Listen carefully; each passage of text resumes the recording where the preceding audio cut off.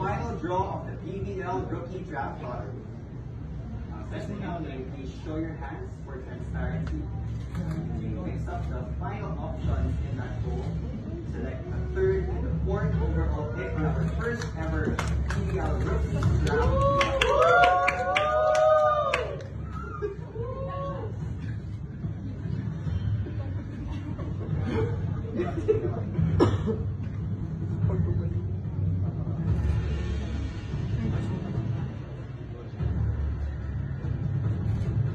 Now verified by our PBL Commissioner and GAB representative.